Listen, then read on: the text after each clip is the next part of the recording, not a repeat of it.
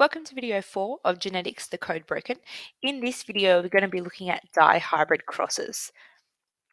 Again, we're going to quickly look at some terminology, but that's just assumed knowledge for this video because we have already covered that. So diploid cells, they contain the full complement of chromosomes, which we refer to as 2N, and this is in body cells. And then we have haploid cells, and they contain half the number of chromosomes, which we refer to as N, and these are found in gametic cells, and these are the cells that are involved in sexual reproduction. Remember that in humans we have 46 chromosomes or 23 pairs. When we just need to quickly recap meiosis because this is going to be important for some of the future learning that we're going to be doing. And so when we inherit genes, we can inherit genes on different chromosomes, on the same chromosome, or there can be chromosomes that cross over. So when we inherit genes on different chromosomes, they can separate during meiosis into different gametes, and then these operate independently of each other. They can be on the same chromosome, and therefore they are inherited together, and therefore the traits usually occur together, and these are said to be linked.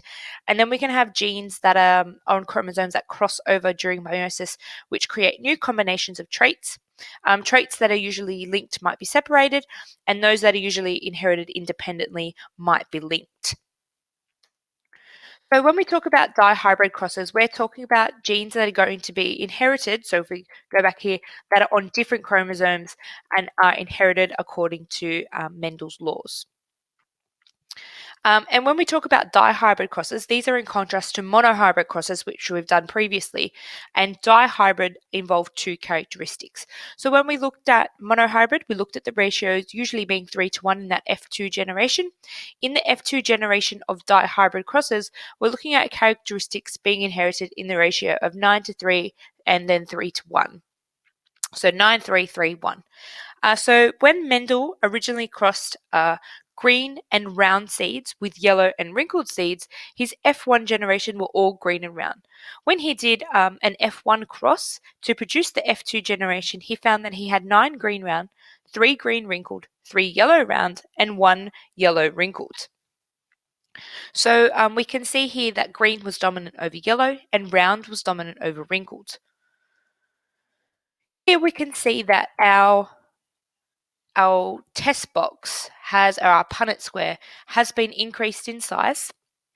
And we can see here how the different combinations will produce these different coloured and different shapes of the seeds.